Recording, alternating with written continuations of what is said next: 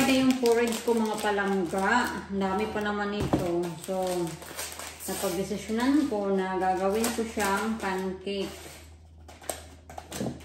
So, ilalagay ko muna siya dito sa cutter para mas fine siya.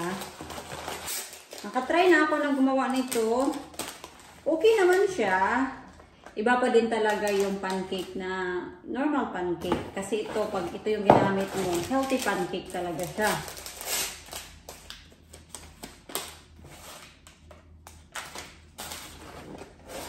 Marami pa dito.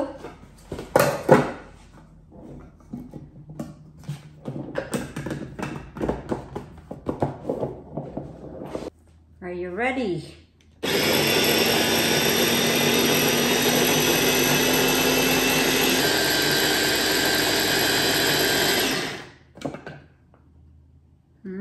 Mukha talagang powder mga loves.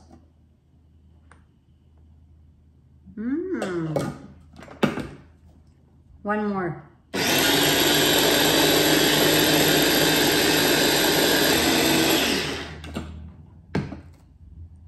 Yep. It looks like a powder. So, ito na siya mga loves. Naging powder na talaga siya. Yan. So, we've used 1, 2, 3, 4, 5, 6 packets.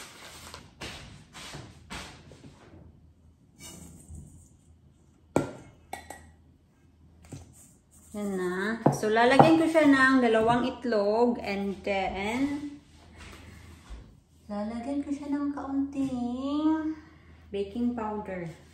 Para umalsa naman ng kaunti yung ating pancake. Baking powder. 2 eggs and then milk. Tansya-tansya na lang tayo mga palangga ha. Kasi ganito naman talaga ako. Tansya-tansya lang ako sa aking recipe.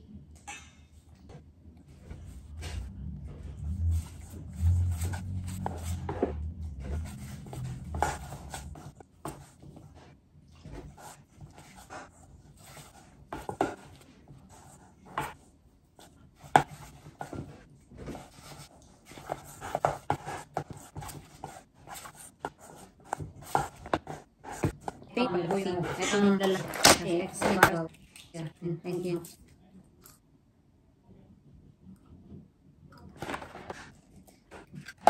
Think nagwi. Wait.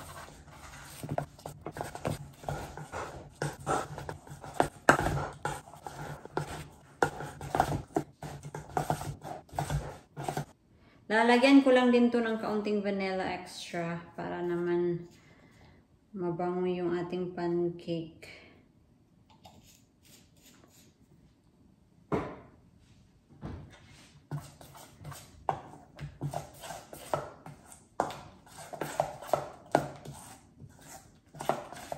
So, ito na siya mga loves. Ito na yung consistency niya. Right, let's get cooking. Maglagay tayo ng butter.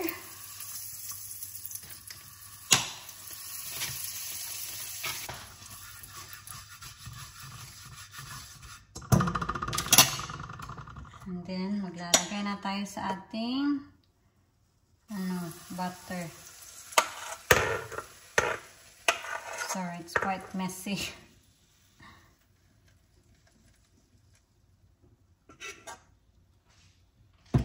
And then, takpan lang natin mga palangga and we will repeat the procedure.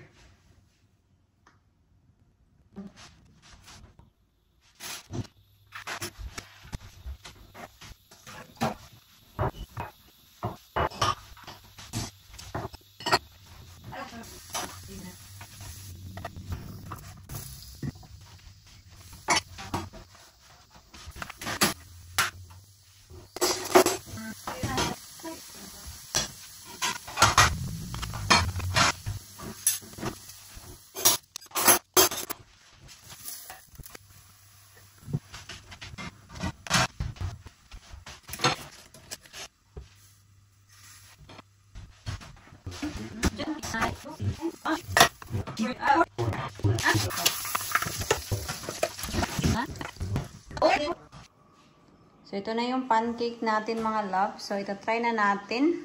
Try natin.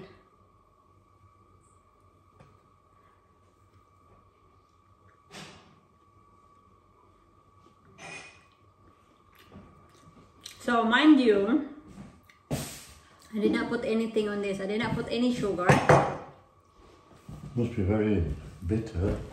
Not bitter. It just doesn't taste anything. Like, there is no sweet. I did not put any sugar on this. So, what I was thinking, put peanut butter on it. How about putting sugar and lemon on it? Do you want to try it with lemon? No. That's fattening. That's when it becomes fattening. Lemon is fine. Sugar is. But when I always have my porridge, I don't put a sugar with them. See that there now? That's the height. Try natin lagyan ng peanut butter.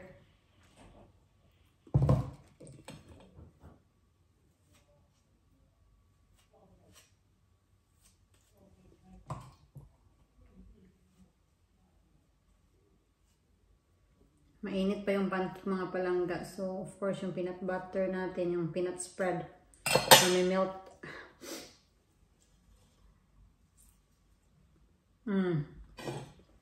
That's so good. Pag nag-duty kasi ako, if I fancy a porridge before ako umalis, ay.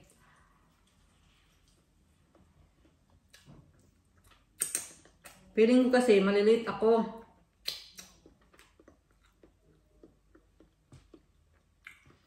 Kasi I put that in the microwave for 2 minutes lang naman. Pero mainit siya. So hindi mo siya makakain straight away.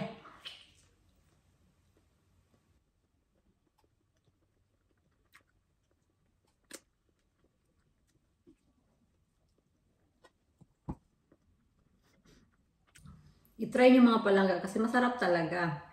Pero in honest, talaga, review sa pancake na to, wala talaga siyang, hindi naman siya wala siyang lasa, pero hindi siya matamis, hindi din siya salty.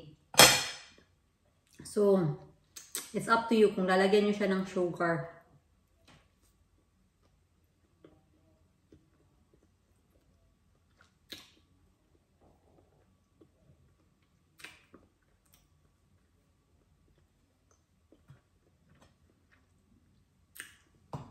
Kasi as I said nga, pag nagpo-porridge ako, hindi ko siya nilalagyan ng sugar or honey.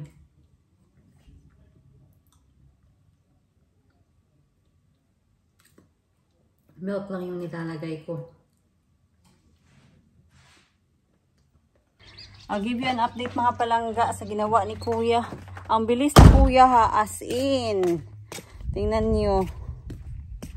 So, dito tayo magsimula sa greenhouse. So, ito mga loves, so, tapos na si Kuya dito sa gilid. Ayan. So, meron na tayong wall. Dito na lang.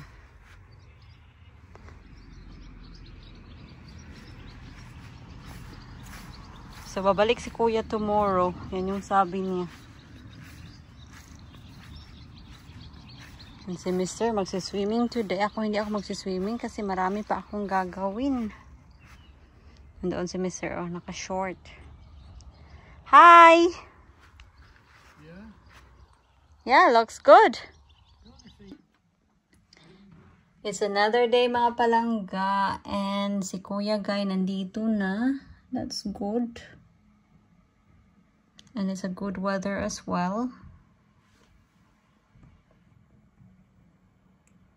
Si Mr. gusto niya si Kuya kasi mabilis si Kuya magtrabaho. Honey, what do you want me to see? What?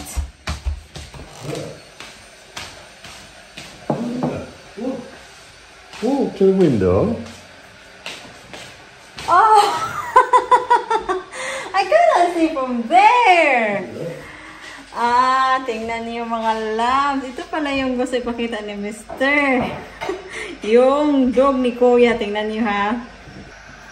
How cute is that? Meron pang ano, upuan na pink.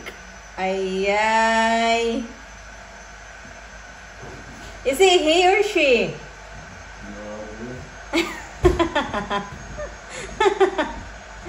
That's a good one. Kasi kahapon kasi si kuya kailangan niyang pumunta ulit sa bahay niya kasi yung dog daw niya kailangan niyang palabasin. So today, dinala niya si, I don't know what's the name, but yeah, that's a good idea. Yung aso mga palangga, akala ko babae talaga kasi napansin nyo kanina yung bed ng dog, diba, pink. So nung tinanong ko si kuya, kasi nagsampay ako kanina, sabi niya lalaki yung aso. Yung ano daw, yung bed is galing daw yun sa ex-wife niya. Kaya, ayun, ginagamit pa din niya yung ano, yung bed na yun. Malapit na matapos si kuya sa pag-bowling sa swimming pool mga palangga. Konti na lang talaga. Sana matapos niya today. 2 araw lang niya yung tinarbaho. Ang bilis. Si Jan, tumutulong din naman. Pero, nag-mix lang ng semento si Jan ba? Yun lang ang ginagawa niya. So, itong patatas na to is gagawin ko siyang chips. Kasi, they're sprouting na kasi. Sayang rin kasi pag hindi natin nakain ito.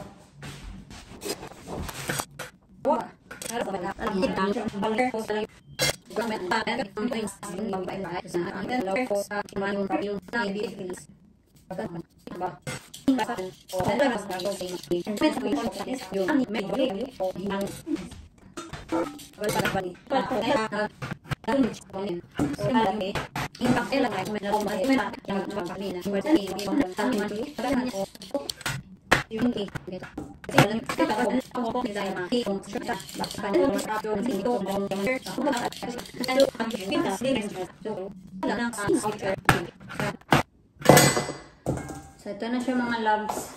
So, it's up to you na kung babalatan nyo or hindi. Pwede naman siyang hindi balatan, pero para sa akin, para sa amin, mas bet namin na balatan. At yung hiwa, dahil chips nga, malalaki siya yan. And kanina din pala, tapos ako sa aking mga ginagawa, nagbasa ako ng mga comment, and natawa ako sa mga comment mga palangga. Yung comment na yun, that was the time na nabanggit ko na yung house extension, it's finally happening. And sabi niya na, sobrang nabahala talaga siya mga palangga. So sabi niya na, aanhin ko ba daw yung house extension? Hindi naman ako yung magmamana sa property ni Mr. Kasi yung kasal namin ni Mr. sa Pilipinas, hindi valid dito. Ang dami niyang sinasabi. So, napaisip ako. Talaga ba? Ano naman ha, as far as I know, na we follow all the rules to get married in the Philippines. And as long as you follow all the rules and requirements that you need to get married abroad, legal siya dito sa UK. And wag kang masyadong concerned sa akin kasi hindi nga ako concerned sa posisyon ko, kung ako ba yung magmamana sa property ni Mr. o hindi. All I am doing is, I am working. I can look after myself, whatever happens, and that's the most important thing. Kasi, di ba, strong, independent woman tayo. Charboy. So, ito, lalagyan ko siya ng tubig, and then, lalagyan din natin siya ng asin.